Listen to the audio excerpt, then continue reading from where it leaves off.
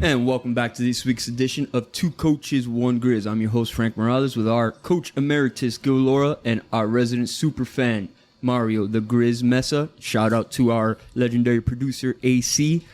Ladies and gentlemen, we got a jam-packed show today. We got some NFL news, NCAA, all right, UFC fight this weekend.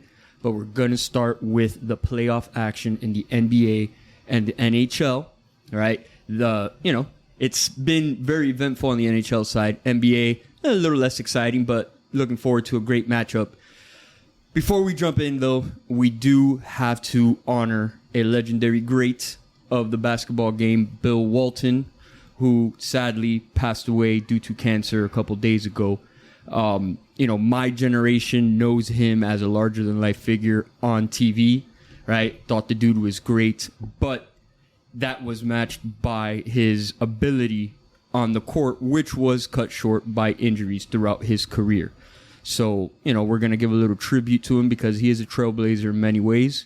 Coach, how you doing? What are your thoughts? Because you're pretty much the only one here who is old enough to watch the guy play. Saw the guy play and saw him play with Bird. I didn't see him much in college because I was a shorty at that time. But first of all, I'm thankful to be above ground. That's very important. So I'm very thankful for that. But to be quite honest with you, he really was a guy that, number one, played for what's considered the greatest college basketball coach of all time. Coach John Wooden was an amazing coach, was a guy that dominated college basketball for many years, and Bill Walton was one of his centerpieces for a few of his national championships. He lost 4 games total in his college career at UCLA. Just think about that. And from there, Bill went ahead and went to was one of the, I think it was the number 1 overall pick. I think he got picked up by the Portland Trail Blazers, played for the Trailblazers. His career, again, is, as you mentioned, was marred by knee injuries and various setbacks. But he was able to enjoy the glory of playing for the Celtics, being one of the top 6 guys on the Celtics team and being able to win the championship with the Boston Celtics. Larry Bird led Celtics, which at that time, again, was, to me, was a glory days of basketball. I really I miss that basketball, I'm not going to lie. There's a lot of good basketball teams, and for him to be in that situation there was good. I think it was fitting for him because of where basketball was at that time. It is a shame for him it's something that I don't think any of us really expected or knew. They kept it pretty private. Correct. It was something that he really didn't make public. It was a battle with cancer, and again, every time you saw him, he was always smiling. Correct. He was always cracking jokes. He was always doing all kinds of different things that you would never know that the guy was really battling a devastating disease. Right. So to put a couple of the things that you mentioned into perspective, right, when he came into the league with the Portland Trail Blazers, pretty much right away, right, in those first 3 or 4 years, most valuable player, right, NBA's most valuable player in 78, right, and that was following an NBA Finals MVP in 77. So that just goes to show you, right, that if injuries hadn't played a factor in his career, we're talking about him in that, top 10 conversation. And he's not in that conversation because of those injuries and the lack of longevity of his career. But he has been voted to the all NBA team, for a 50-year NBA team, top 50 greatest players. So even with that short sample size, he has been recognized profusely for his accomplishments on the court. It's funny, right? Because, again, like I said, we know him as a TV personality. And Wilbon, on pardon the interruption, the other day, was talking about when he was still working at ESPN on site. Bill Walton had started his TV career with him about 25 years ago. And just like Coach said, right, that charismatic figure that we saw on TV, Wilbon said, in between, during the commercials, he would lay down on the floor on the set because he was in so much pain, right, back and feet, that's what it required. But then lights went on, and he was right back at it, and you would never know the difference. So I thought that was a pretty cool little story. Yeah, again, like I said, he was a gamer. His career, again, he was up and down because of those injuries, and he was the ultimate hippie. Yes, sir. He was the ultimate hippie. He really was, and again, a legend. And it is sad news for him to pass and move on. Grizz?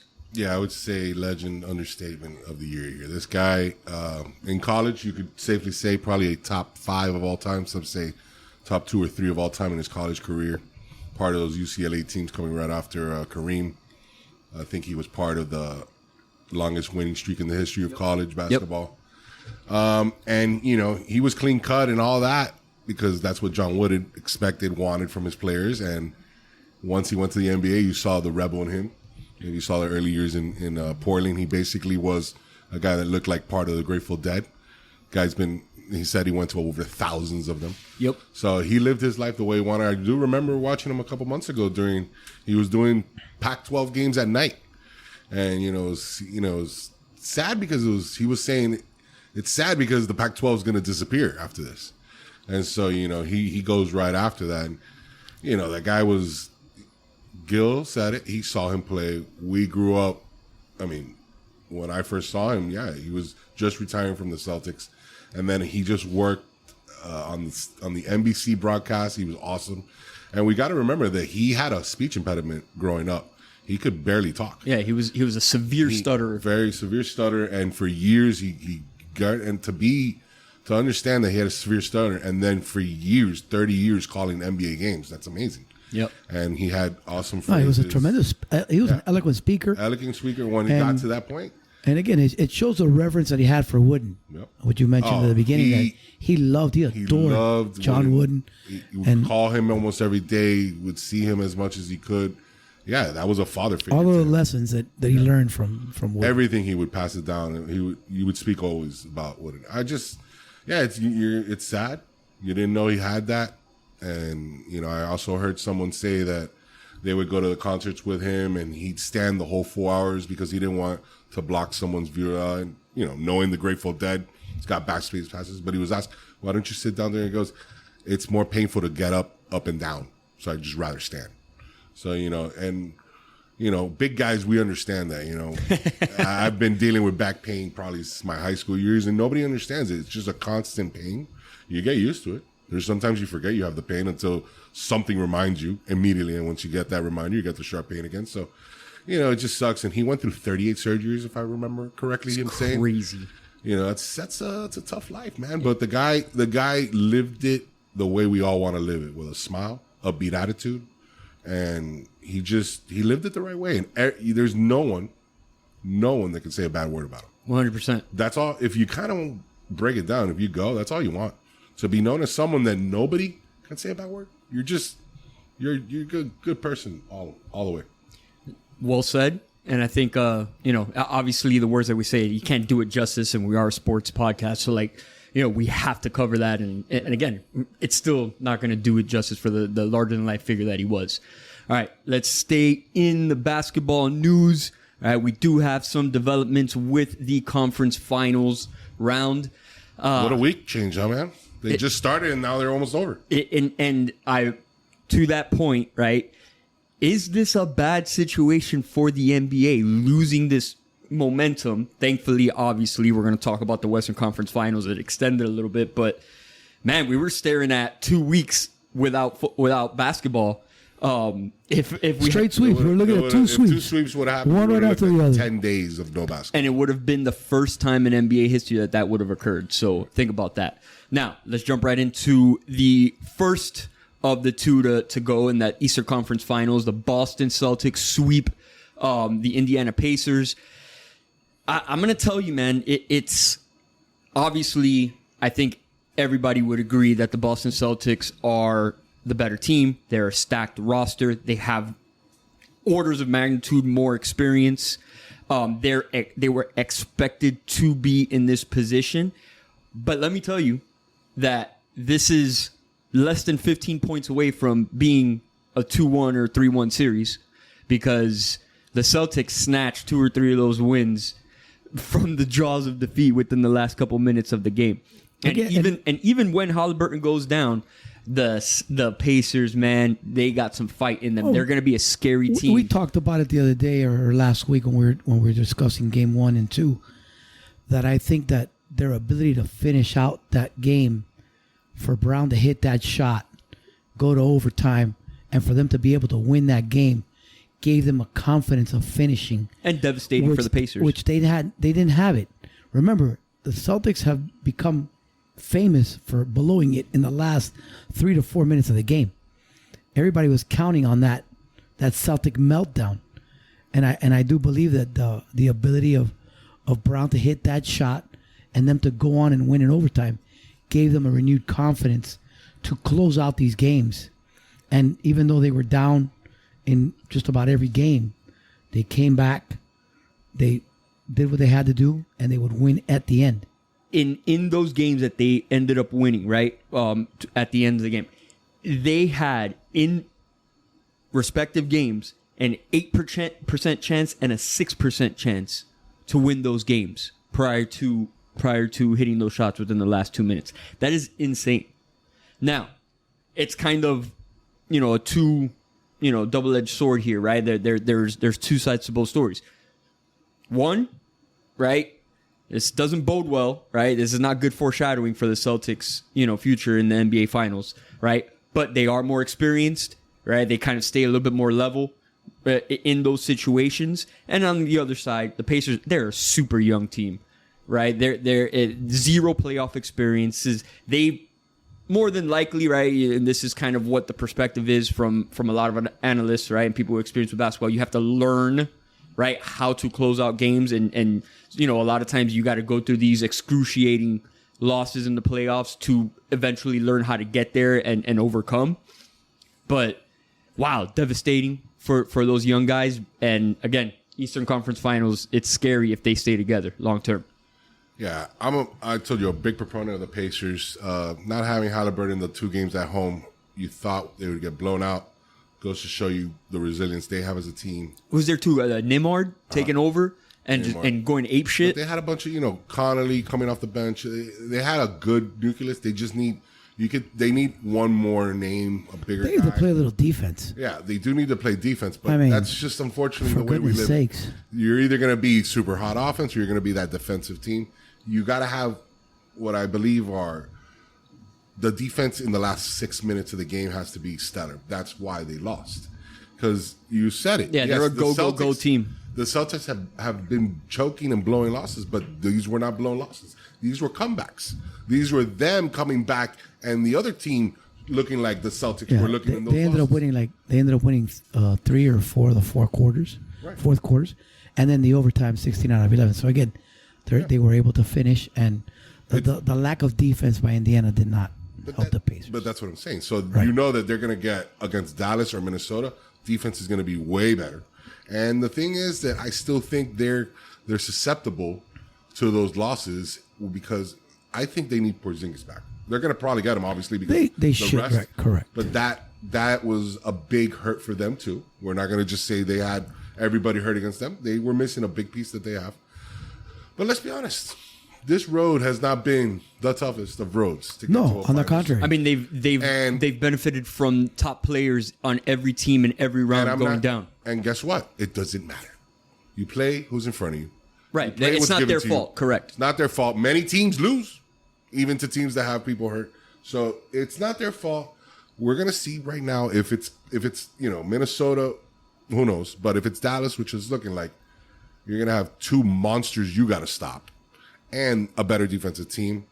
And I don't understand that the Celtics are going to be probably one of the biggest favorites ever in an NBA Finals. Yes. And if it's against Dallas, I don't think it should be. If it's Minnesota, I get it because definitely, pups are coming to play in a big boys game. Right. But if we're going to talk about it now, but if it's Minnesota, we're going to see resilience. So here's my issue, right? And you kind of alluded to it. Like there's a lot of kind of warning signs with the Celtics, right? In terms of what is about to happen in the finals, right? Yes, they have all this experience. I think in the last game to close out the series, right? One of the commentators mentioned that Jason Tatum he's like in the top 10 or top 5 in games played and scored with the Celtics because they've been too deep in the playoffs every year and have pissed it away in one way or another. Now, on that foreshadowing, right? And I get it. Tatum's seeing the best defender on every team, so it opens up, lanes for, the other players. But him not winning the Eastern Conference MVP, issue, non-issue? What do you guys think of that? I don't think it's that big of a deal, even though, like I said, and Jaylen Brown's a stud. Don't get it twisted. But is that man being paid $300 million? He's being paid $300 million. Someone getting paid $300 million should win a Finals MVP of some sorts, right?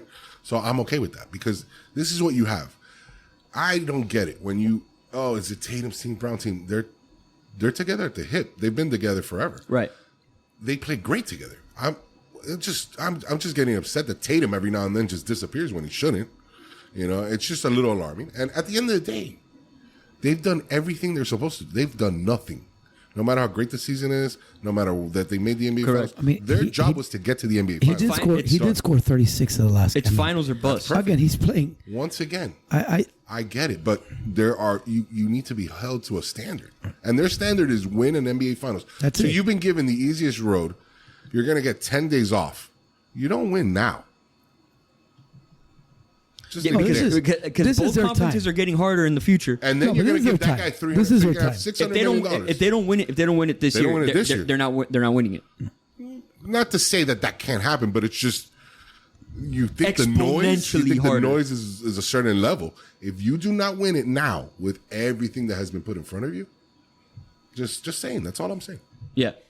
All right, so that being said, we're going to jump right into the Eastern Conference Finals. Minnesota Timberwolves stave off the sweep. That was the Eastern Conference Finals. Sorry, go ahead. I apologize. Western Conference Finals. There you go. They stave off defeat and end the sweep, right, by coming back and winning against the Mavericks. So extending the series for one more game. I got to say, this series overall, it is 3-1. It's separated by 10 points. If that. 15 points, maybe. If that. And I'm being generous. If that. Again, something to be discussed about, right? Like Grizz, you said it. Those are pups with Minnesota. But right? it's a bad matchup more than it's pups. I realize that. Now, time out. Ant-Man is a pup, but Cat has been around for damn near a decade. He's got to give, and he did perform in the second half of Game 4. He's another anomaly that's pissing me off. He himself needs to step up. This man scored 60 points in a game this year, and sometimes he had 15 in I think Game 3, and he didn't have any other points. That was horrible. The problem is that guy has to step up. Is he got a little too enamored with the fact that he was the highest rated, 3-point shooting big man in the league, right? So he's coming in. He's been shooting 14% from 3-point this series, and he just keeps jacking him up instead of hammer the freaking lane because they don't have anybody to match up with him. That's not today's NBA, brother. That's not. Sadly. And here's the frustrating part. That's their advantage. Again, overwhelmingly so. Sadly, that's not today's NBA. They are going to trade 3-point shots, and again, that's why we keep saying that Ant is a throwback because he does go to the hole. He does change his game up. He shoots from the outside. He takes it to the rim. He does a lot of different things. Cat has never, Karl Anthony Towns has always been an enigma for that. He's always been an enigma for that. He just doesn't go and use his size advantage in the low post to get 25 and 10, waking up every day, getting easy baskets, and then open up. You get a couple shots, and then you after that you're gonna get fouled, and you get your free throws and everything. Like you just said, everything opens up, but. Sadly, that's just how they play it. We'll see what happens tonight. And let me make my threes to open up everything else for me. That's how they think. And it's not that way. And then on the other side, Rudy Gobert, man, I'm done with that guy. Your boy. You've been done, but every time you say that, the guy comes back and has another game. Come on. Tonight he's having 8 blocks. If he goes for a triple-double, then you guys can we'll crucify him next week. Of course. But, I got that on. But it's I am on record. Okay, but it's not going to happen. Okay. The fact that this guy's a 4-time Defensive Player of the Year, and he has shown oxymoron here because he disappears in the playoffs, right? Against any sort of competition. This guy, okay, not on the offensive side, I get it. That's not what he's paid to do. But on the defensive side, he is averaging 1 block a game. If you're the defensive player of the year, that's unacceptable. But they're not taking the ball to the hoop. The problem is they're not. Again, Dallas is not really taking the ball to the hoop. I disagree because Kyrie and Luka have done a phenomenal job of, finding lanes, getting inside, and playing off of one another. No, but then they do a step back and shoot the ball. The guy's 7'4", coach. I'm saying they don't. Again, they don't take it to the hole. They drive and then they boom and do off the elbow, do the elbow shot, a little step back. They do not take it to the rim. Very seldomly do they take it all the way to the rim, and that's where his strength of defense comes in. I got you. He doesn't. I mean, again, I got you. That's but just here's my thing: when you're subbing out the 4-time Defensive Player of the Year in the fourth quarter because he's a liability, that's an indictment on people who vote for this guy. Because 1, 2, cool, 4 times, and every time, where is he? Ghost, Houdini in the playoffs. Unfortunately, sometimes these are regular season awards for a reason. He's been in the regular season. And the guy who's been really playing a lot better and has been coming off the benches. Naz Reid, the Naz Reid kid. He's sixth man of the year. He's really doing a lot of good things, and again, that changes the perspective of how they play. Rudy doesn't move. He is a statue. Gobert is a statue Of liberty? No, I wouldn't say of liberty. I would say of COVID, but let's move on. It's French. Again. French. French gift. Pun intended. Again, Nas does move. He has a different game. He really does have a different game. And again, I think his presence on the court puts more pressure on Dallas than Gobert's presence. Heard. Now, let's flip it over to the Mavericks side. I'm telling you right now, man, it's going to be a buzzsaw that sell, and I wrote down on our show notes, meltdown, because, again, foreshadowing, this ain't the young Pacers. You got 2 assassins that the Celtics are going to be going against, and these dudes, they smell blood in the water, and it's gonna be fun for Kyrie to go back to Boston too. He's got something to prove there. Correct. They got to finish here first, man. They have to finish here first. I do think, like I said before the series, I do think that they are the team that wins it, but they've got to finish. I've crossed over. I obviously don't think you're coming back from 3-0. It's never happened. Yes, it has. No, 3-0, 150. LeBron was a 3-0 or 3-1? No, 3-1. 3-1? 3-0's never happened. apologies. But in the conference finals, it's 154 teams. 3-0 in any playoff series. Okay. It's never happened in the NBA period. End of story. Right. Last year, remember, would have been the first time. Heard. The Celtics. Almost. And guess what? That is the you almost got that is the recipe to come back. You have to be the team that has home court to start, because now Game 5 is home. If they win this one, Game 6 they go, hey, one game, Dallas. Then it's Game 7, it's home. So that's the way it's going to happen. If it ever happens, we'll be with the home team. However, I'm still hoping the Wolves, because I picked them to go. I would like them to go. But I'm looking at what the matchup is now, and I think the better matchup will be Dallas and Boston. Box office. I want Dallas to win this already, because the longer it goes, will not be good for them. Right. Even though you'll have rust for Game 1, but once you get rid of Game 1, Boston can lose Game 1. They'll be fine for the rest of the series, and Dallas will be the one by the end of the series, probably like losing their steps. So I think get it over with right now. Don't let this team play around. You let this team hang around. Give them a little bit of confidence. You let them hang around. They know what they're doing, too, at the end of the day. Especially with some streaky shooters. Great defensive team. No, that's why I said they've got to finish it. They've got to get in there now. They got to win tonight and finish it. Because the longer it gets, it's like you said, now all of a sudden you start believing in yourself. I saw a stat today. Yeah, and then you're like, caution to the wind, F it, what do we got to lose? Things change. I saw a stat that I think the second half for last game, Minnesota shot the ball the best they have in the playoffs. And the same opposite, the Mavericks were the worst they had been in the playoffs. So I don't see that happening again. Right, there's a regression to the mean on both ends. Exactly. I don't see that happening again. So I think Dallas will pull it off. If not tonight, for sure. By the way, side note, Scott Foster really tried to insert himself into the outcome of this game. He inserts himself into everything. I mean, new man. That guy should be behind bars. Again, I'm taking a look at PJ Washington from the Mavericks. He went 3 of 13. The phantom fouls. Listen, that's not going to happen in the again. last 2 off minutes. a different So- sport, we lost another controversial, referee or / umpire. Oh, man, So yes. maybe Scott Foster can join with him on a secluded Listen, What a island. Scott wonderful- Foster's what a just wonderful lucky that the loss. FBI decided to talk to the commissioner during the Donaghy investigation, because it was about to be an NBA-wide investigation if the FBI had kept it under wraps, because Donaghy was going to be their informant, and Scott Foster was persona non grata. Okay. Anyways, that's veering from the point. We're going off on a tangent. Screw that guy. It's incredible. There was 3 phantom fouls that he called from the half-court line on 3-point fouls.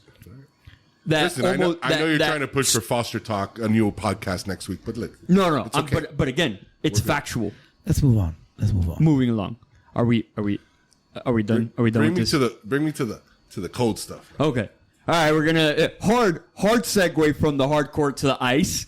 Now we're gonna go to the conference finals for the NHL, and these guys are excited because obviously the Panthers surging back, right, to win in overtime again. The third overtime in a row, or third overtime this Third series. overtime game in a row, but the first one we won. Correct. The Rangers had won the last. And on a side note, yes, full disclosure, I am a New York guy. I am a Rangers fan. But if the Panthers win, obviously I'm rooting for them. Listen, the Panthers have outshot the Rangers, I think, by like two orders of magnitude, and it's rough because they should be up in this series. And that's the worst, right? Because out of the 4 games, the Panthers have shown to be the better team. They have outplayed them in certain areas.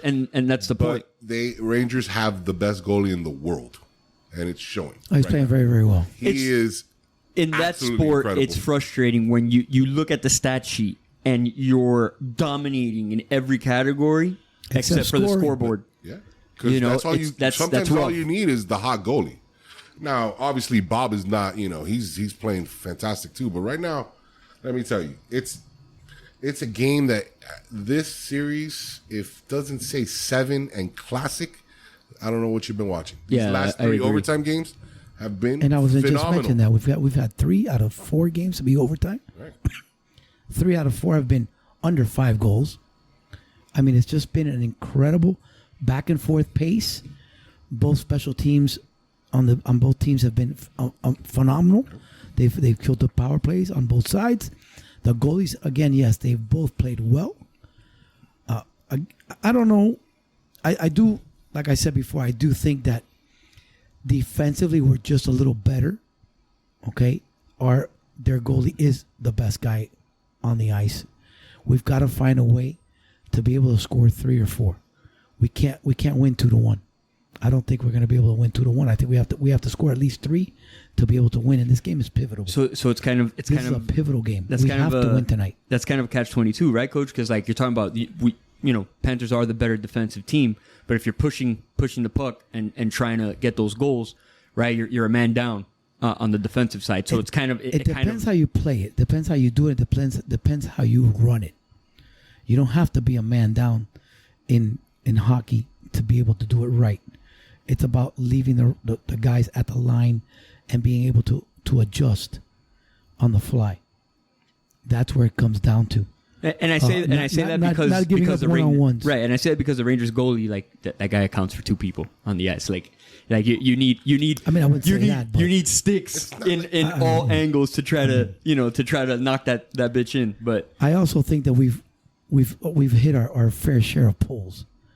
I think we've hit so crossbars. many. Once We again, have hit so many poles. He is It's the incredible. best, but the best can be beat. We have great players that can beat the best. Gil's absolutely right. There's been some shots that should have gone in. They've done a great job of beating Bobrovsky to his stick side, upper right shoulder. We've been trying to do the same, and ours have just been an inch outside, an inch too high, and we don't get it in. Yeah. These are the best teams basically left. You know what I'm saying? We are seeing prime hockey at its best. yeah, they're one another's foil And for sure. Yeah, I mean, this is good stuff. I mean, I'm not a hockey guy. Let's be honest. None of us. I mean, you New York Ranger fan maybe, But we're not hockey aficionados. Listen, I learned hockey. Shout out to Matt Martin, my teammate in college, who was a hockey player growing up. He was our punter, 275-pound punter that could boot the ball 70 yards.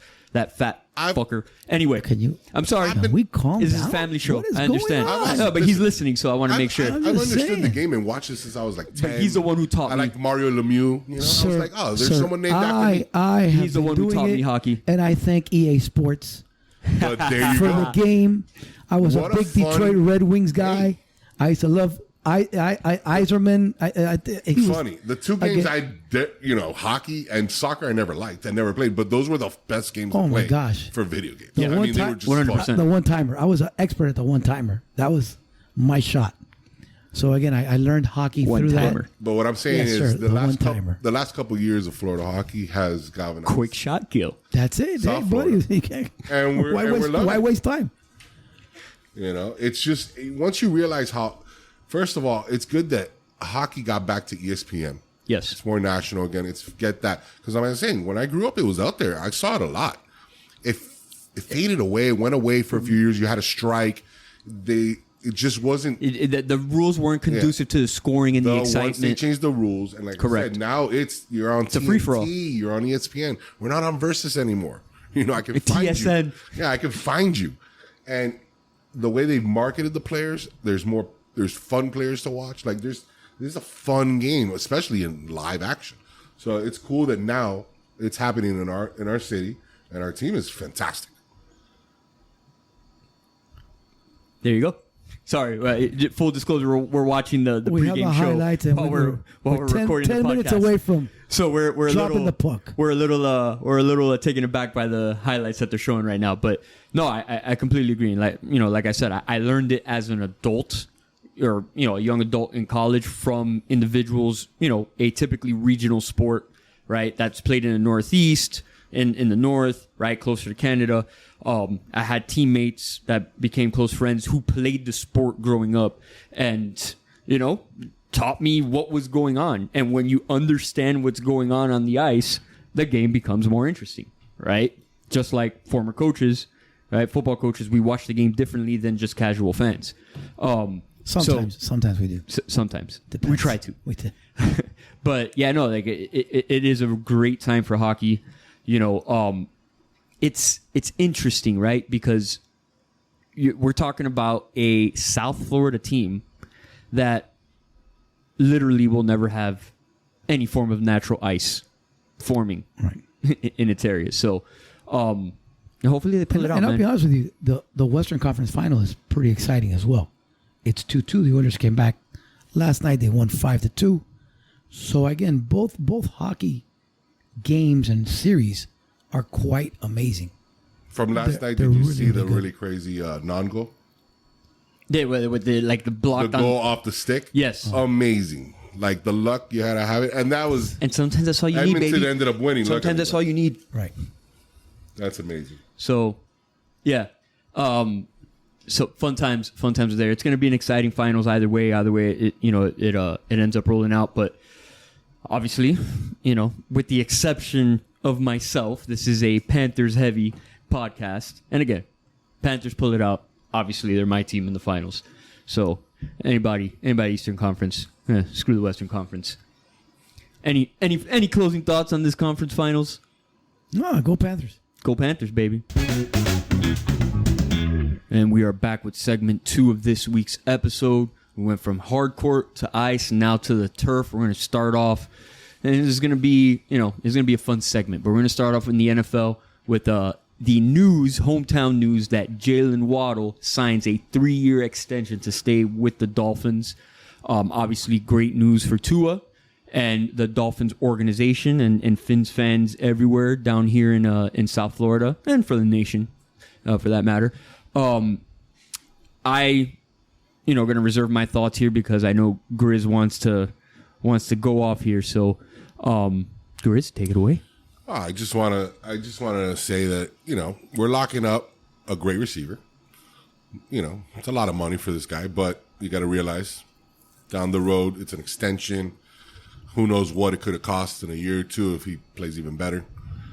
And it's just telling you the Dolphins are all in. Let's go.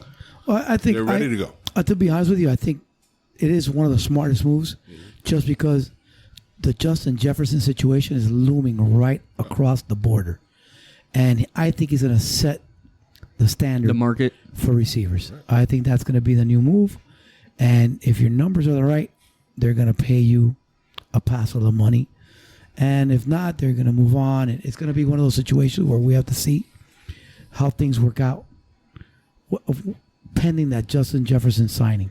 So again, I think the Dolphins did a good job of doing this now, and doing a little early work, Saving them some long term. and then putting themselves in a better position to then be able now to sign a couple of other guys, see what the Tua situation is going to be. Again, Tua's getting his money now more than ever. So there's This a is couple points, right, that you guys are alluding to. One, bargain. It's a bargain, right? It is a 3-year extension. It's a bargain if he plays. It's a bargain if he plays. If he continues to get hurt you can't, and not play, because that's been the thing in the last 3 years. But he's out 4, 5, 6 games. It's a bargain. That's a if risk he you plays. take with any player in the NFL. Again, but especially so with someone who's missed so many games. So again, it's a bargain if he plays 15 out of 17. Again, it's a 3-year extension, which means they essentially lock him up for 5 years. Bargain, right? Bargain. And then, We'll see. right, gives them an opportunity, right, at the end of that term to say, okay, have you established yourself as one of the game's top receivers? Then you get your big extension, right? Your tenured contract. Or they move off. Where it's a 4 or 5 year. Get the next guy. Or, that last year of that contract, the last $8 or $9 million, the chump change at the end that's not guaranteed, he never sees it and they end up trading him. Correct. He'll see it, but not from the Dolphins. If we're having this conversation, right, in 4 or 5 years, right, when we're towards the end of this contract term, this extension that they signed, and he's still with the Dolphins, then we're going to be talking about Waddle as potentially or on his way to being the best receiver in franchise history, right? It's not going to be that hard to do. Okay, the Marx brothers and the list pretty much ends there, right? Mark Duber, Mark Clayton. Who else? I mean, Who else you got? No, I mean, again, and I know maybe his numbers Chris Chambers. Decent. Exactly my point. Again, you got a guy whose numbers might not have been great, but Nat Moore was a hell of a receiver. Moore is an amazing That was receiver. a hell of a receiver. Like I said. No, not like you said. That guy was a receiver. I wasn't alive for this Come guy, on but now. Paul Warfield, sir, was Again, a the great Dolphins have receiver in had his some time. incredible receivers. Again. The game has changed. No, the game has Currently, changed, they and we have throw the one ball a next to lot him. more. Tyreek Hill. I mean, But again, he wasn't drafted by them. He so needs to be on the field to do all these things you're talking 100% about. agreed. OJ That's McDuffie, sir. yet to be. Maya. The juice. Anyway, so with that being said, if there's a futures bet on this, bet the house that he gets traded before the end of the contract. Anybody. Just saying. Anybody's eligible for a trade. If he's here 3-4 years from now and he's not hurt, I think that obviously we won the deal, and I don't want to say anything, but I think there's a championship in that man's name. Oof.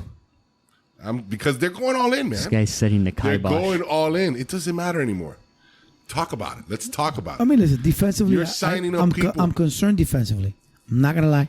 I am I don't know how well this defense is gonna play. We're missing a lot of key pieces there. A new DC, and the season. Remember now, because they were successful, because they won the games that they won, they have a tougher schedule. Correct. So again, let's not forget how many games they won against good teams, None. and how many games Now, they won against I bad think You teams. can only improve, though. I don't know. I You get can only it. improve. Yeah, you can win one. You I can think only I'm- improve. You can only play who's on your schedule. think the And most this im- year, it's going to get better. I think the most important point that, we should discuss here, and Grizz, you alluded to it, is they're locking him up. They're saving themselves some money long term because, big signing bonus up front, right? The average is going to be about, of guaranteed money, about $15 million a year. And obviously that's front loaded. Why? Because that means that the chances that they're going to back up the truck for Tua, a baby truck, a box truck, not an 18-wheeler. Oh, I don't know. It is looking more likely now that they have locked in Waddle. That's what it signals to me, at least, which means that he's probably going to end up in the neighborhood of 45-ish a year, average contract.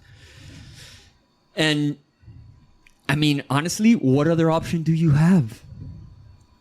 You're not going to make the upper echelon. That first tier of quarterbacks is making what, 55 a year average on the first 3 years of the contract. So yeah, I think he's in that next tier.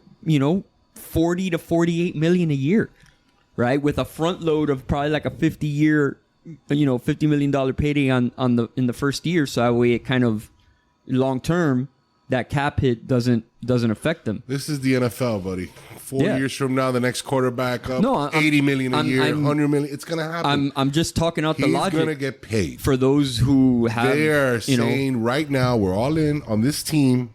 The window is now. 2 to 3 years. This is it. Yeah. For this, agreed. This offense, you're worried about the defense. I get it, but this offense is ready to go. Yeah. It's gonna hum this year. If that defense steps up and can play better, Stay healthy. different people, and if they stay healthy, this is going to be a team to be reckoned with. I agree wholeheartedly. You find yourself with home field advantage throughout the playoffs, or at least the first round, something Which has been their issue the entire time. They haven't had it. They've lost home field advantage in the last 4 games of the season, the last couple of years. Well, Now, this past season was rough to watch with their top 3 pass rushers going down in the last quarter of the season. Like that's tough. Once again, we have the fun of playing who they're going to play. Defense is going to show up. Schedule's harder. They showed up. It's just they didn't stay healthy. Football is the beauty of this game.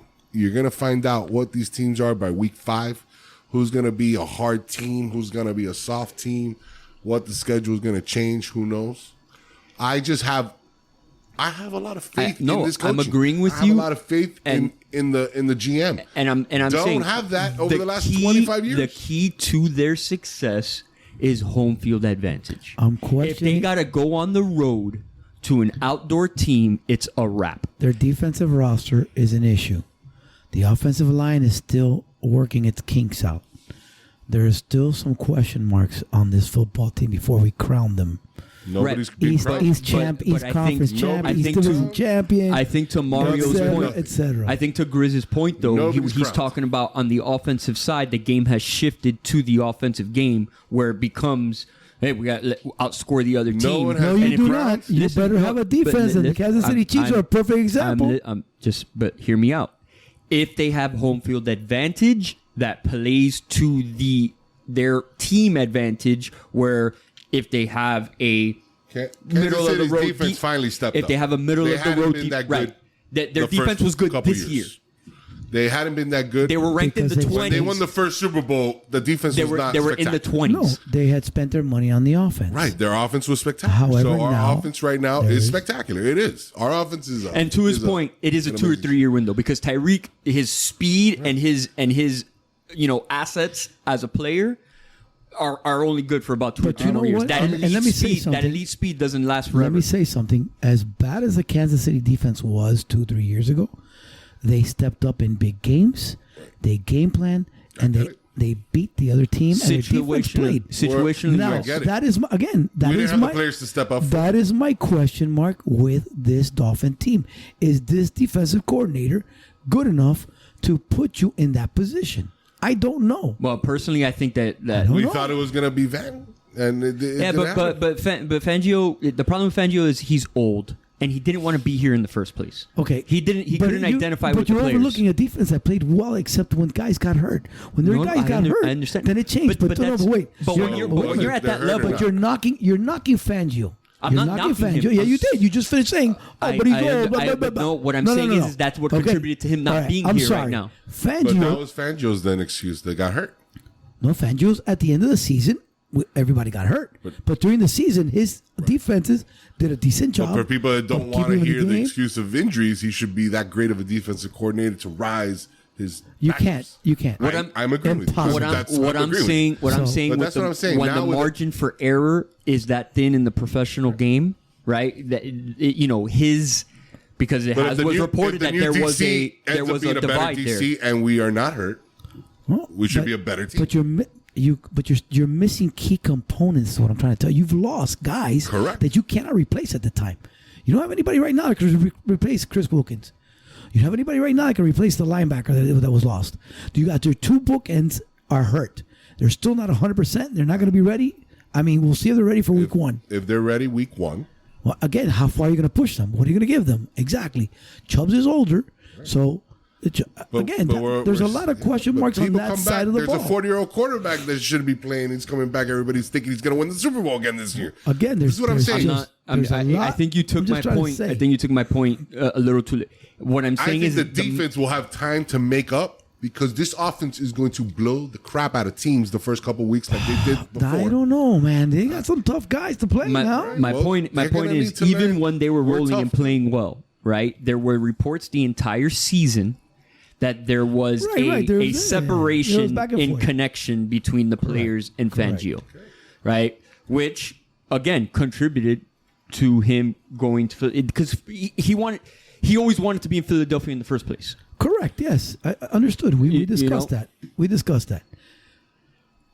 Moving right along, we'll jump back into this Dolphins situation further down the road. This is going to be. It'll be a continued conversation further down the road. Yeah, as Gil alluded to, right? We're going to stay on the turf, but we're going to jump to the college game, and the recent NCAA ruling.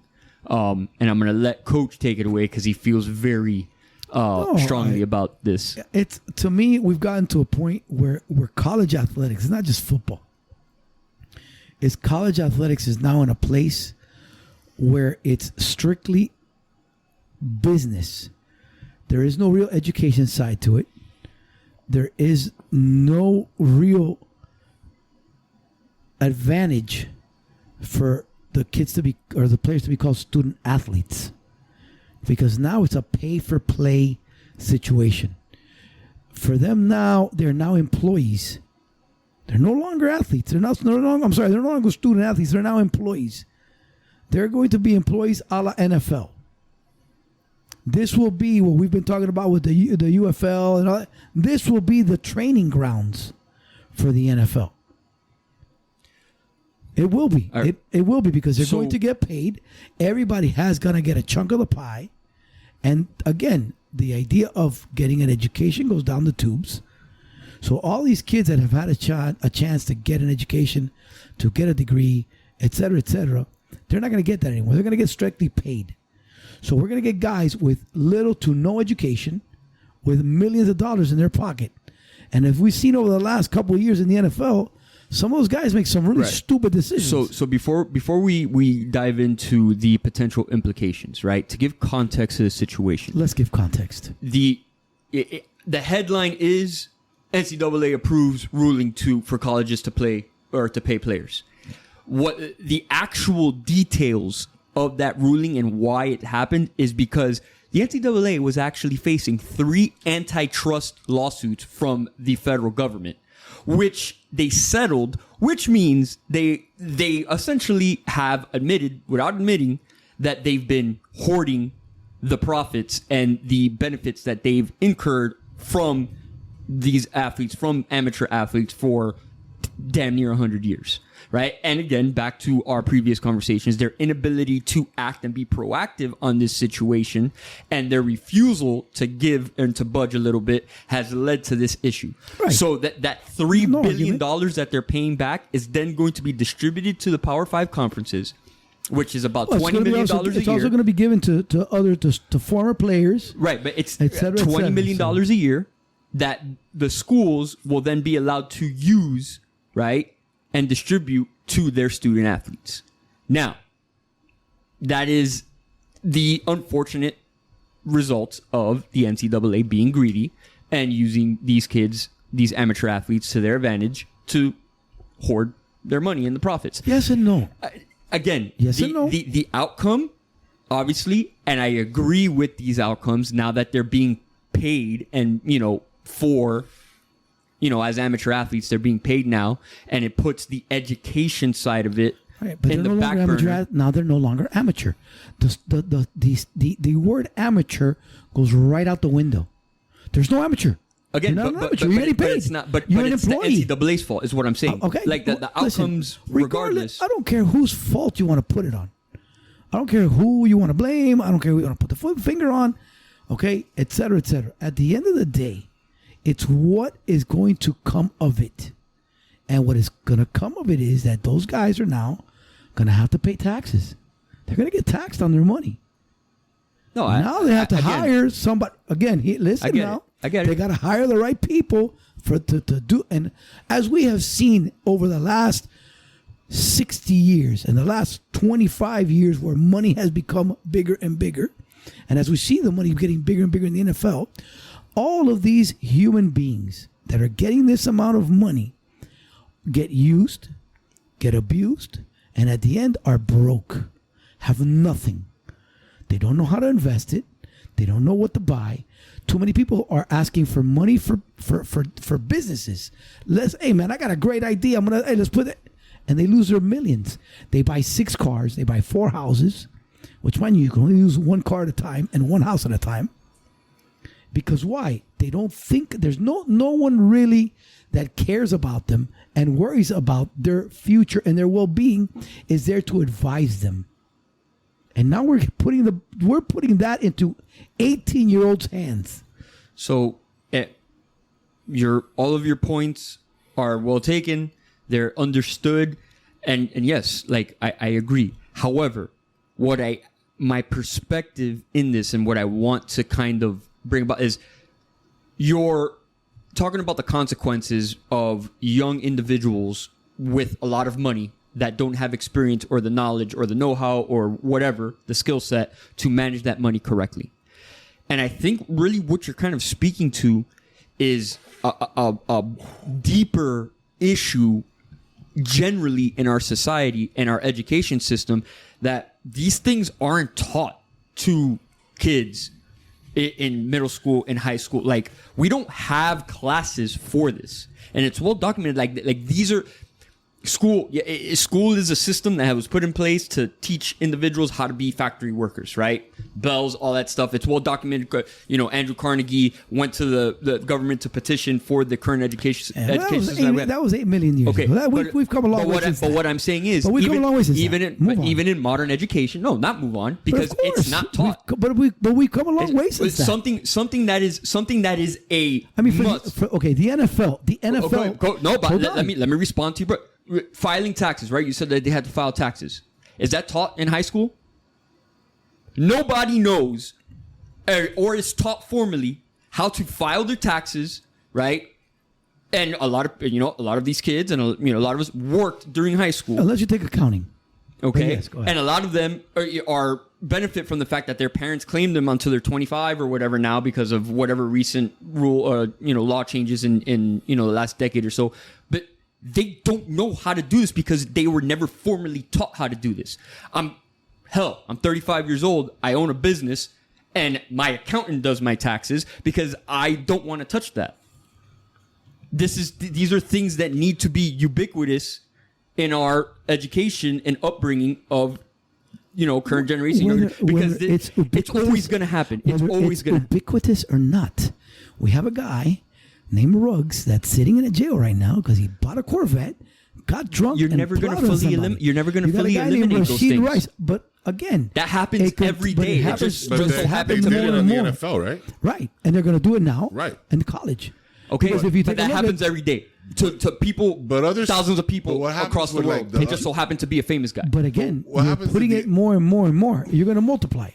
What about the NBA players that come straight out of the high school when they would come out to the NBA? How many guys are those? How many guys? I'm just saying. I'm asking you, how many guys? It was very few. You can count 5, maybe 5 on one hand. But and you have fingers left over. All their sports at 18, you're allowed to go. Minor leagues for baseball, all these other sports. Okay.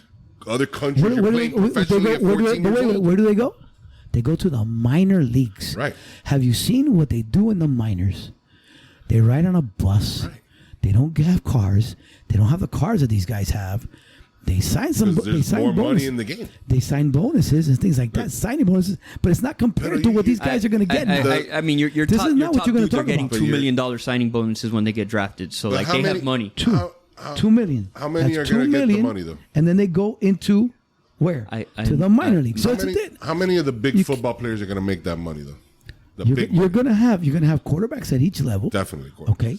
You're going to have some receivers now. Gotcha. You're going to have running backs maybe. The Hogs are never going to make crap. To left tackles. Okay. But per team, how Okay. many people do you think making millions? Three. Three. At most. 3 to 5. I don't know. I disagree with that. Especially now at this point. I disagree with that. Why isn't it the more money I have. Why isn't it mandatory? You think the Alabamas are going to only have 3 guys you pay millions to? The Georges? Come on, man. They're employees now, listen, right? Now they're employees. They will be. I'm saying you're employees. Why aren't we, like you say, teaching? Now that you're making money, you're my employee. You need to take this course to learn how to make your money and keep it. Like there's The NFL does it, but the NFL understand, gives Coach, but them at a the college- course. at the When you college go level. to the NFL, Right. they give you a course. They Does give it you work? numbers. They tell. No. Why? So because nothing's gonna work. But so we're gonna throw more money at it, No. and Okay, that's your answer. but your answer is it doesn't work. Let's give them more money No. at younger Yeah, ages. but that's a great answer. They've been making money this whole time. That's an amazing answer. Let's They've give been them making- millions and No, millions. they've been making but money all and this not time. and no education. I gotta love it. But that they've was a been great making this- comeback. Okay, They've been but making money all this time. Okay, not the millions they're gonna The make. sham is now over. Now, No, Exactly. it's not the sham. That's it. It's Listen, over. We're ripping It's the not thin the veil. sham. It We're is. ripping the thin It's veil not the sham. off of what's been It's happening. not the sham. They've been making money since because the 80s, one of the the great, 90s, all but that. they were not making the millions that these guys are going to make. They're not making $13 million, $10 million. That Of course never not. existed. So nobody made $13 million in regular NBA money. so back Eric- then. Eric- I'm saying, but that never Money goes existed. up. So Eric no, it does Dickerson- not. So if it's quiet No, now, it you're does going to not. be. If it was quiet still now, and we were under the table, you'd be getting a couple million now under the table instead of the little Maybe money. one or two. Not 12 or 4. Of course, it matters. No, it There's a doesn't. huge difference between To me- 12 and 14. No. How can you? What do you mean? They need to regulate it. From 2 They million need to to fix 14 it. million. But they're going to make They're the not money. gonna, but they're not Fix going to fix it. It's You over. can't fix it now. Now it's it's over. done. There's now gonna it's be done. They there's need gonna to be do regulations. Like I said, figure it there's out. gonna be It's done. Figure it out. Even- No, it's Eventually- done. There's no figuring it There's- out. Now it's HR. Now it's HR. Right. We're gonna have an HR. It's You're not- gonna have an it's- employee. That's not. No. No, Let's I don't wait. think so. Let's wait and see, don't and then think you so. guys will tell. That's But- fine. but Coach, you okay, can say whatever okay. you want, but it's now an employee. I'm not employer. think so. I'm not disagreeing with what Why? you're saying. That's what it is. Understand that I'm not disagreeing with what you're saying. But it is. You are disagreeing. You're saying it's not what like you're- that. But what you're willingly, being blind to is the fact that it doesn't matter what. Again, education, teaching them formally how to do these things. It Is doesn't is matter. going to assist the situation. But just like any industry, just like any walk of life, just like any situation, it doesn't matter The what only thing that guardrails. sucks- It doesn't matter what guardrails you put up, what regulations you put up. It's still going to The only happen. thing that sucks is that I am too old to see the real fruition of this crap in 25 years. It's gonna when get- you it's gonna have get rolled all back. of these guys that are destitute, got nothing to fall back on, have lost all their money because all we did was throw money at them. Okay, but and there's pay 'em there's millions. there's regulations and guardrails to minimize What that, guardrail- or what at guardrails? least or at least mitigate What it. guardrails? Okay, Listen, for example, let's- spitballing. For example, spitballing. Right, you're a quarterback for X university, and you just got the NIL deal or have been paid by the college X amount of money. Right, there can easily be and would probably be unanimously agreed upon that if you make above X amount of pay or whatever or NIL deal, Who decides the X? Again, I'm just giving you a general context. I understand. I'm giving you the other context. Who decides the X? If you let me explain, Why the X? Why the 5? understand. Why a 3? Why a 10? But what I'm saying is, if you're making at your 18, 20 years old, a life-changing amount of money, right? Then it is mandatory for you to enroll in these classes, to be in these programs. You have to set aside X amount of money for X, Y, and Z. If you're making million plus, part of that you need to set aside 5%, 3%, 2%, whatever it is, for a financial Now manager you're telling me- that is now you're certified telling me what I by can do our with my process. money. You're telling me what I can do with my money. You can't tell me what I can do with my money. But those are the guardrails that would have to be put up to solve no, your you don't. situation. You can't do that. You can't do that. This is my money. If I want to piss my money away, I piss my money away. Again, Okay, I'm 58 years old.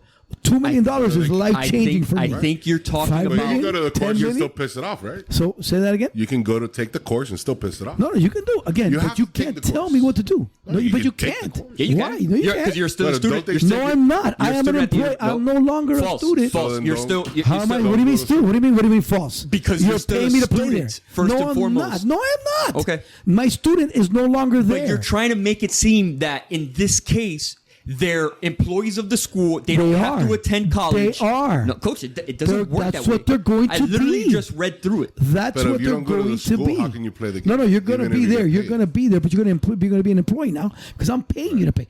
Miami's offering you $10 million. But if you fail out of class, you can't play. In school, Miami is offering you $10 million. We have Alabama offering you $15 million. But you don't have to do school there. You got to be on campus because that's what you're there. And if you fail out, you're ineligible to play. The NIL deals have basic. But you remember, the NIL deal is changing. The NIL is changing. Okay, but you're acting like you're acting like there's no rules set in place. But there's no longer NIL. The NIL is going to be done with. Okay. That's whatever it's going to be called. is. Whatever it's going to be called. The deals, the agreements, right? Like the NILs that are currently in place. There are stipulations that players have to comply with in order to get the full amount of the money. Again, like that's what people forget. But that's why minimum GPA. That was the idea of appearances at events. But that was the idea of that because it's under the amateur status. Okay, that's going to change now because it is a pay for play scale. Okay, it's not a bonus. It's not a name, which image, is and likeness. money allocated by the federal government in an antitrust settlement. Okay, that's for now. That's to take that away and pay those that came before them. The ones that will be going forward, they're going to get paid. The players are going to get paid also. The ones that will be I'm going literally looking at the ruling right now. How long is $2.7 billion going to last? It's not going to last forever. It's $20 million a year for 10 years. It's not going to last forever. $20 million a year for 10 years for the Power 5 schools. So, okay, let me ask you a question. So, what did the quarterback of Florida that's suing them now sign for? How many? But is this not regulations put into place that caps the amount? I'm asking you a question. How much did he play? Was it like 12 million? 13 mil. And how much are they getting? 20 mil. So 20, 13. I only got 7 It's left. not per player, Coach. It's for the entire athletics that's program. That's why it can't be like that. Again, you are now opening Pandora's box. It's already open. That shit was blown open. No. Yes. And you will see that will now change because it's a pay for play situation. And my point is, again, you're not wrong. You're not. I'm not arguing with you. We're gonna wait. You are correct in the consequences that are going to come out from this. But my point with this is, and then when you unionize, which now that's the next step that they're talking. But just like there's the unionize now, now listen. You want to know who's really going to make money? Are the unions. There's a freaking bajillion student organizations on every campus across the nation. It's not going to be any different. No. Of course it is. But again, a lot of the side effects that you're talking about aren't just side effects or issues in the sports world. These are issues that all walks of life, everybody, it's endemic across society as a whole because people who come into money that don't come from money don't know how to manage money. But again, like I said, the real guys winners are the unions. This all started with the NCAA not doing the right thing back in the day, the right people doing the right thing, the foresight to see this was the eventuality. Correct. And it always was. It is not the fault of a student athlete that now says, I'm going to get paid. Correct. That's the bottom line. I'm just saying that their tombstone is going to say, we did this. We committed suicide, NCAA. It's our fault. Right, correct. That's all I'm saying. Correct. And this is a death. This is really it'll be Northwestern, but go ahead. But this is the death knell for the NCAA. This is the NCAA agreeing, and this is their last ditch effort to stay alive. They're trying. It's not going to work. Correct. Exactly. And again, going back to it, and I made this point a million times, right? The core of this argument, right? The basic foundation of this argument is if, for example, our producer, Anthony Carabata, has this rare ability to code a computer program that's going to make him $1 billion, he is free and able in our free market economy to profit off of that, regardless if he's an 18, 19, 20-year-old dorm room living student at whatever university.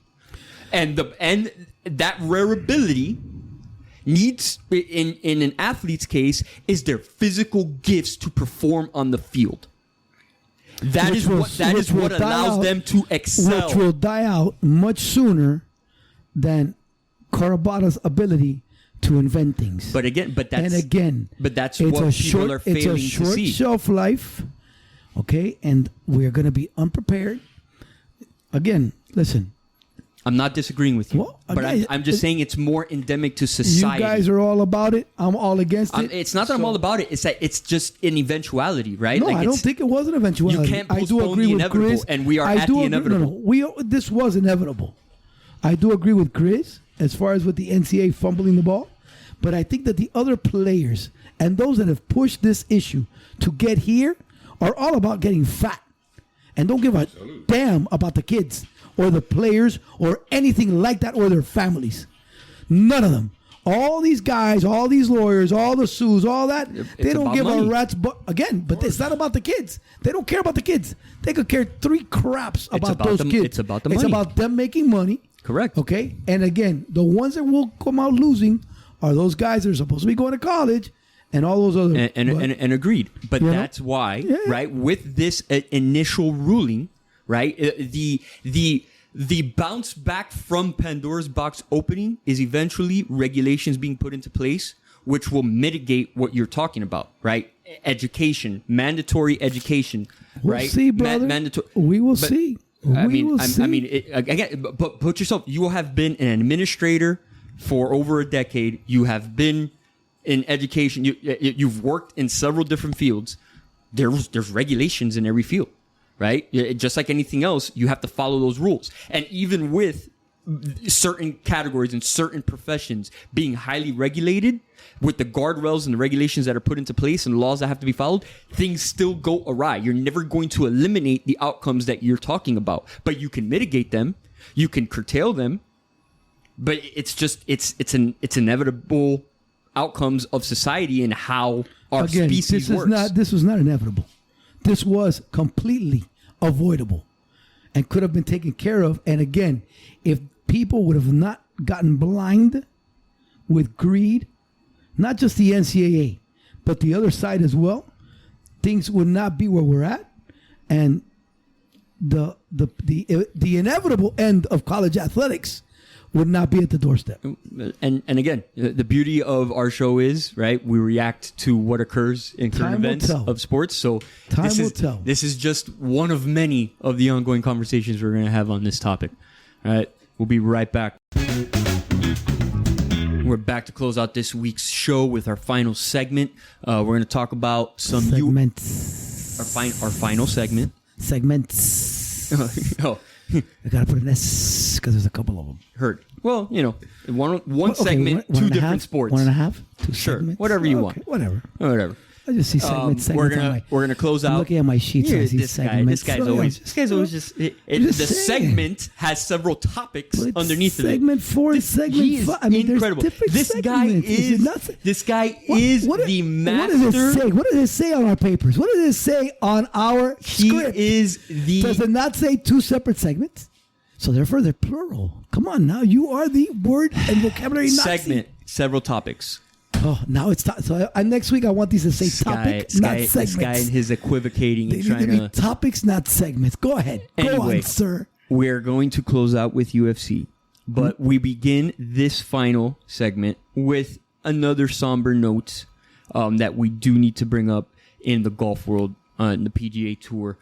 Sadly, this past week, Grayson Murray took his own life, right, after battles and struggles with mental health and alcoholism and addiction.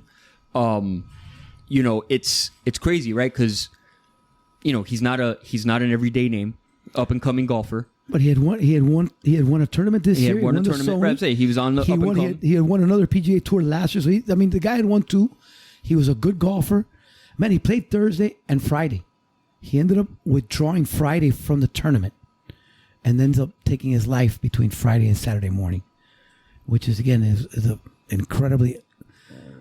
What I've heard was that I think he ended up breaking up with his fiance or what have you. I think that kind of like took a toll on him, and I mean it's just again, and I know it's sometimes we discuss here about mental health and then I do make a light of it.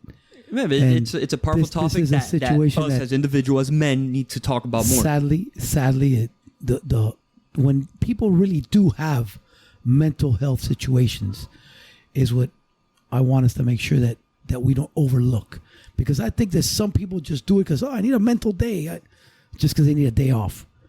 And then it impacts these guys that really have issues, that are really fighting demons and can't find a way to overcome them. Well, a couple things on your thoughts, right? It obviously, sports podcast, we talk about these topics. We use sports as a vessel to talk about these topics and these situations. But again, another topic we're talking about it, in the sports realm, but it's endemic in our society. These are general issues that affect all of us, and the suicide rates are something like double or triple for men than they are for women because, right, of the societal expectations that men have into women, and it needs to be. And listen again, and in all, I know that we live in the time of equality and inclusion and all these other I and E words and all this garbage.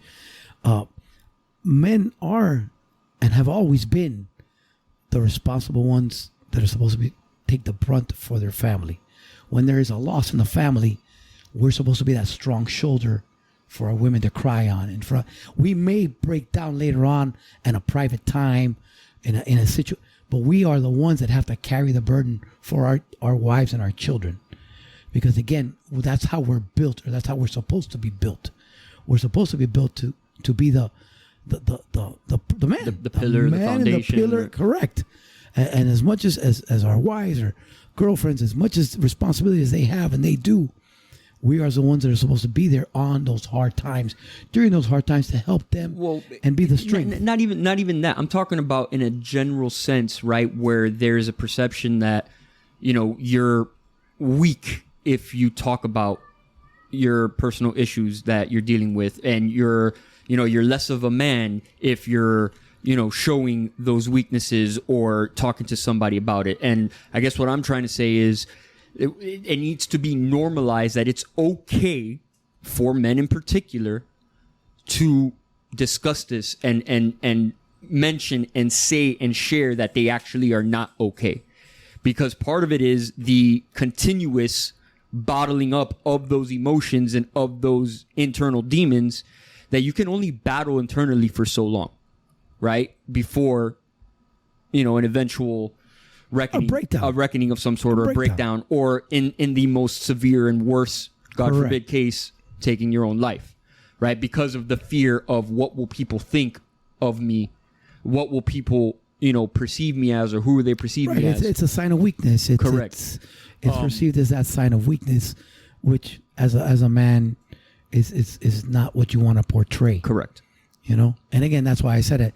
We do break down on times on a private note. We don't do it publicly. We usually take it to ourselves. And yeah, we do. It does.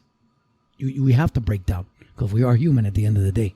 There needs to be an outlet. There needs to be something. I guess what I'm saying is, especially as men, like, it needs to be known and normalized that it is okay to reach out for help, right? And let people know that you're not doing well, right? There needs to be an outlet for this, instead of continuously trying to internalize it to put up a facade, because that obviously doesn't bode well, right, long term. We'll be right back. And rounding out the action in this week's episode, we're going to finish off with a preview of UFC 302, which is scheduled for this weekend. It's got some potential bangers on that card this weekend. Coach, what are your thoughts? Take it away. Again, we talked a little bit. We briefly mentioned it last week about the main event, which is Makhachev against Dustin Poirier. Islam, again, the wrestler versus the puncher. Islam has four of his last 5 wins have been by knockout or submission.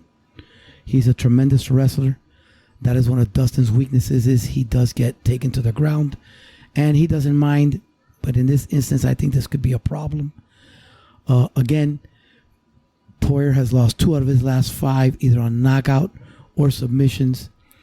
So that's why Makhachev is such a heavy favorite at minus 650. Because of that situation. it looks like it really is a short-handed fight for Dustin Diamond Poirier.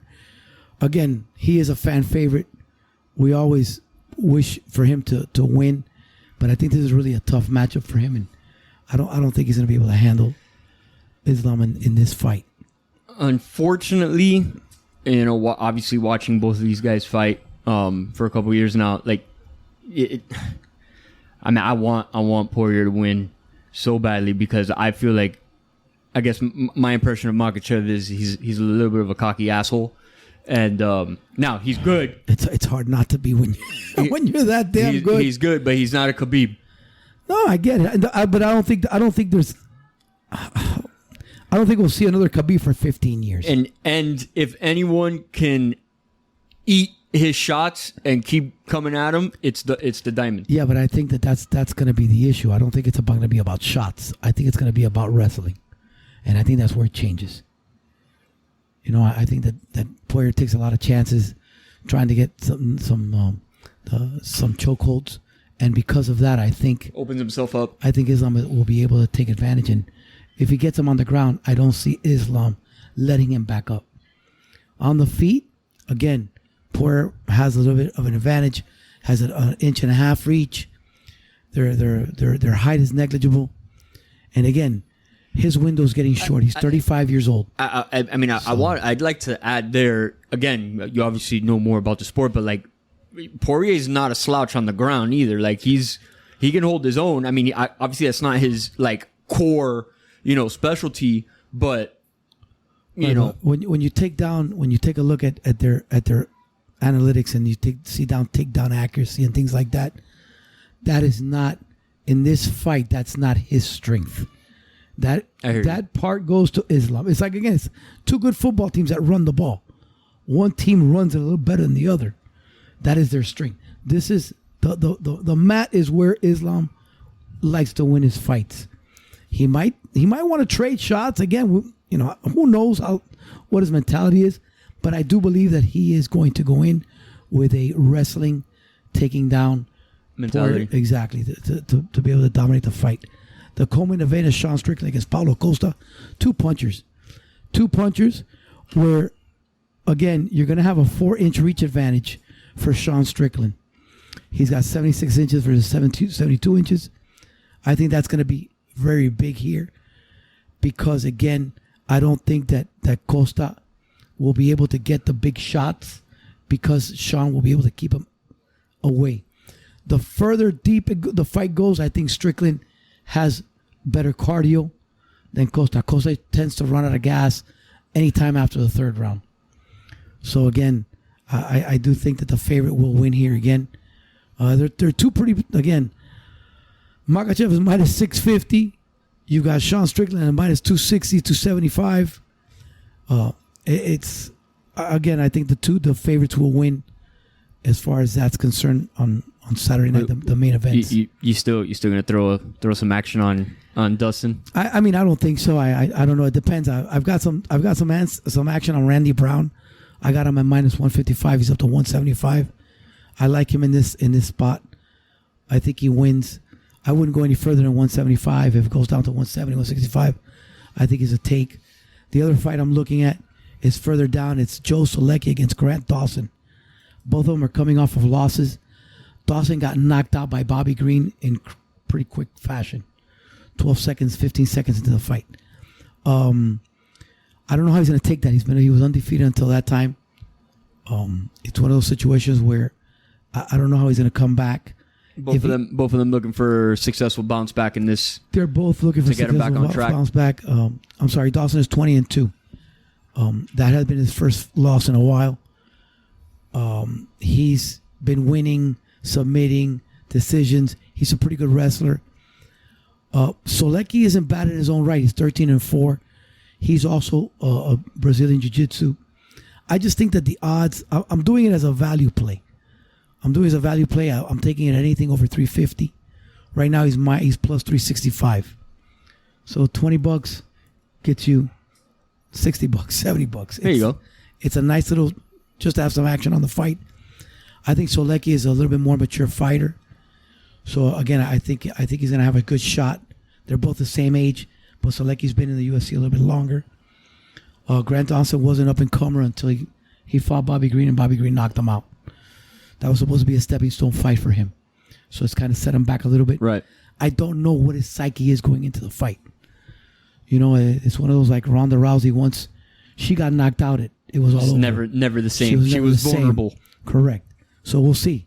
I don't know if Solecki's able to get a shot on Dawson and hurt him. I don't know how he's going to take it. That's why I'm making that play more than anything else. Understood. Grizz, I know you're just in this to watch the fireworks this weekend.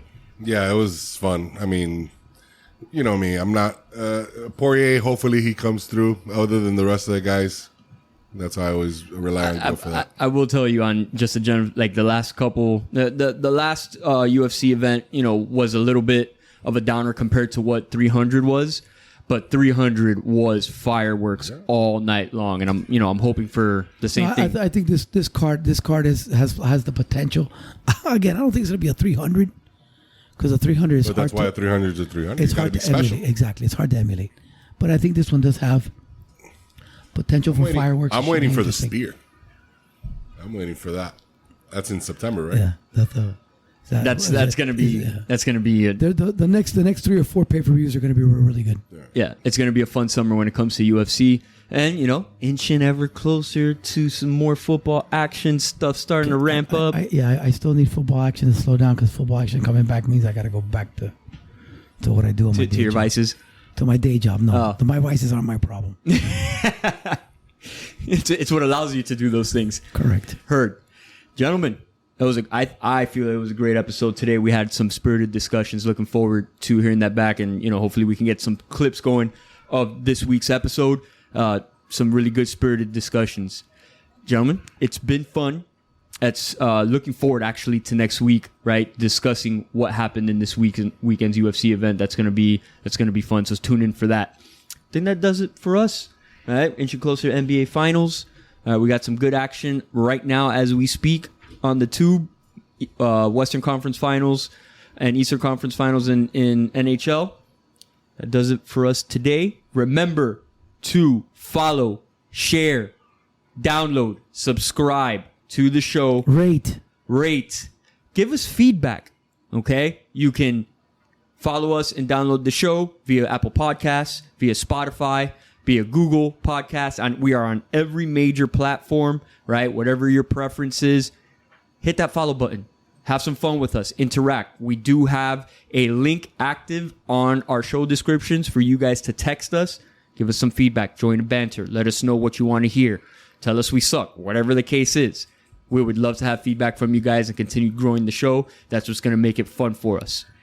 Gentlemen, 2 coaches, 1 Grizz. Out.